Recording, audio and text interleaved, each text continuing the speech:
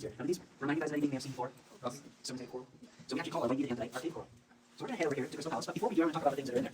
Right away, we're going to play telephone, and you guys can point out all the cool stuff so everybody gets a chance to see it. But right away, we're going to see our white antonite on the ceiling. It's very cool, check it out. And the next section, we have our Soda Straw stalactite nursery. I say nursery because these are just baby stalactites. They were just formed 3,000 years ago. See, in our cave, it takes about 800 to 1,000 years for a stalactite to grow a cubic inch. That's a long time. Now, the way they start is actually as rings of water on the ceiling. That ring collects minerals and starts to expand away from the ceiling, creating a hollow straw. That hollow straw eventually clogs up, it solidifies, and then it starts dripping on the outside. That's the starter of those stalactites. That's how they form. That's the very beginnings of them. So we'll get to see those in there.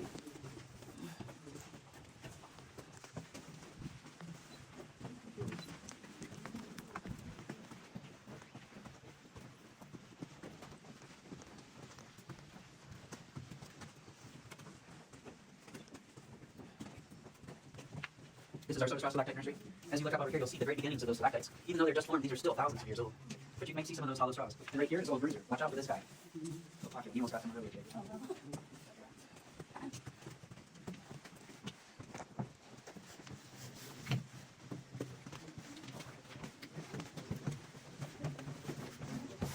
This is our Colorado boat.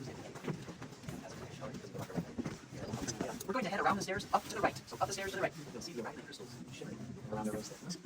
And over here is another exit.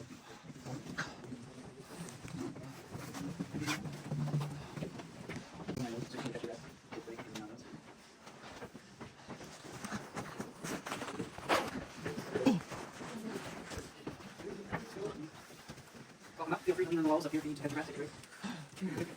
Welcome to the Temple of Silence. We call it the Temple of Silence because nobody wanted to say anything after climbing up the stairs. They had 45,000 name suggestions for this room, and the community voted on Temple of Silence because of that reason. Kind of cool. This room was discovered in 1929. You smell that though? Yes. Yeah, it's a little different. It feels a little different up here.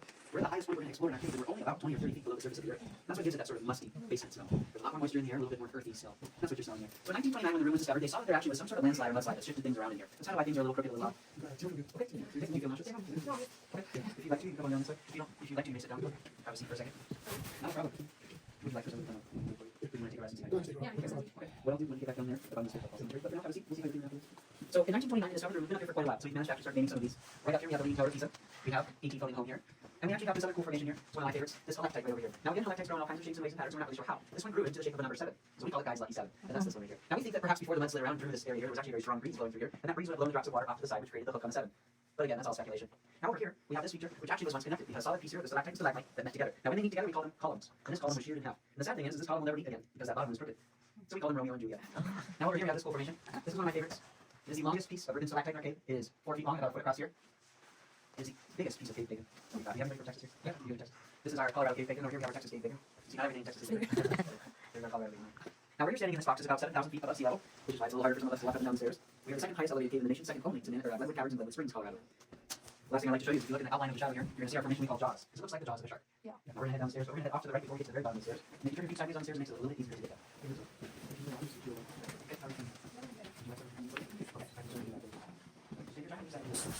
Large column here. It's one of the larger columns in our cave. We call it Pickett's Column. It's named after the two boys that helped us discover our cave. But you'll notice it's very shiny. Any thoughts about why it is that way? Not the water. It's because people touched it. See, this is about 50 years of people's hand oils getting absorbed into the cave. Now, what we realized is that as people touched the cave, the oils in their skin would absorb into the pores of the cave, and there it stays. It was a permanent alteration of the cave. Now, as you know, oil and water don't mix. So when new water flowed over these formations, it glided over the oil and no longer deposited minerals behind. This formation is dead. It will not grow, it will not get bigger, it will not change. It will stay this way, we presume, at least for the next 15,000 years. That's a big deal. Now that we know that, it's our duty and responsibility to be caretakers of the cave and do what we can to protect these formations. And that's why we ask you guys not to touch them or lean against them, because we can harm the cave. Now, up until 1935, this was the end of the tour. It took about 3.5, 4 hours to get here. They would touch Pickett's Column for good luck, turn around, and crawl another 3.5, 4 hours to get back out of the cave. Back in the day, this was a whole day ordeal.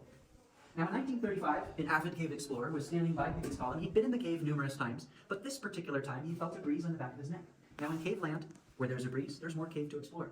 So he begged Cave of the Winds, please, open this. I want to know what's back there. They didn't have the funds or resources to do it, so they told him he was out of luck.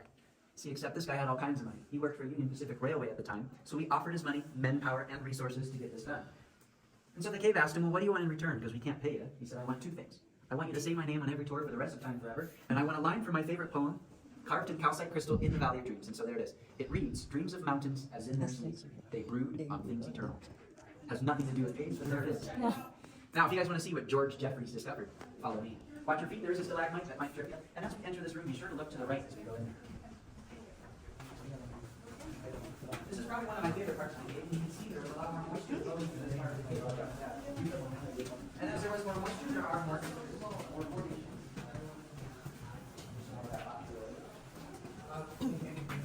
to the right, say again, okay, further. So the botryoid is right underneath here. Looks like popcorn. And this would have been a waterfall. So as the water fell, it stirred up the silt in the dirt, and that's what trapped bubbles inside, and the bubbles are what created that botryoid. That's how that flows from there. If you look over here, you'll see that main stalagmite in the middle there, kind of reminded them of a dojo, perhaps a temple, and the surrounding oriental village there. So they called it Oriental Gardens. Now, any good village needs a good protector, so our cave has our cave gargoyle.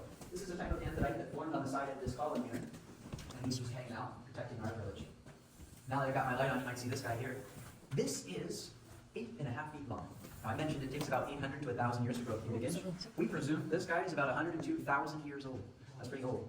And he is the longest stalactite in the cave, so we named him the longest stalactite in the cave. Now, he's pretty old, but we're actually going to reverse time a little bit. We're going to talk about history and how caves were formed. You see, 5 million years ago, Colorado is under a shallow ocean. Where there's shallow ocean, there's actually lots of light. With lots of light, there's actually lots of light. With lots of light, there's lots of death. All those organic things start to die and they sink to the bottom of the ocean. Their bones, shell fragments, and everything else get smashed to little bits at the bottom of the ocean by the current, and it gets compacted into sedimentary rock that we call limestone. That's all the stone that you own. Those are all dead fish bones. We are standing in an ancient fish graveyard. Now we're going to fast forward. We have the stone. Tectonic plates shift around, they smash into each other, and they rise out of the ground, creating the Rocky Mountains. That's how the mountains got here. Now the ocean waters recede, it lifts the limestone out of the earth, and it begins to rain on top of the mountains. Now, because it's raining and the tectonic plates smashed into each other, created all kinds of cracks. All these cracks that we see are called lifelines. And what happens is the water seeps into the ground, and because water is a solvent, it dissolves carbon. Carbon from organic materials and from the atmosphere as it seeps into the ground, and there it sits. That's our water table. And now the water sits in our water table, but because it pulled carbon into it, it creates carbonic acid. Carbonic acid dissolves calcium, the coffee brings it from the coffee maker. The water's now gone, these caverns are empty, filled with nothing but air, except these lifelines still exist. And as they still exist, the water still drifts down as just it did before. But when it dissolves the calcium, it leaves the calcium behind in these calcite formations that we see today. And that's how things are formed. At least our cave. There you go, crash course in geology. You guys ever drink water and keep it out overnight in the morning, it doesn't taste right. It's a little stale. That's carbonic acid. It's holding carbon from the atmosphere all night long. It creates a very mild acid that makes the water taste more bitter. That's what you're tasting. We're gonna head around the board to the eventually watch your step. There is no floor, it's all original dirt. And you guys have lights on your cameras, on your phones, on your watches. Go ahead and store those away so there is no light because we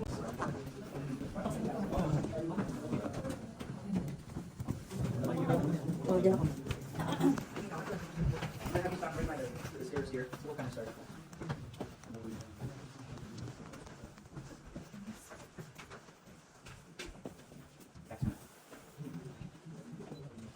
Welcome into the Adventure Room. Excavation began in this room in 1987, and it wasn't officially opened for commercial tours until Mother's Day 1988, because mothers rock. Up the stairs here to the right is the entrance to the Manitou Grand Caverns. They thought at that time that they were two entirely separate caverns. It wasn't until the excavation began they realized that it was all part of the same cave system. But up there is the Manitou Grands. We run our lantern tours up there, but I have to tell you, it is unimproved. There is no cement floor and there's no electricity. It is as it was when it was discovered in the 1880s. So if you go on our lantern tour, you don't get flashlights, you don't get cell phones, you don't get your cameras. Instead, you get one of these. A bucket with a candle inside. I'm going to show you guys what that looks like.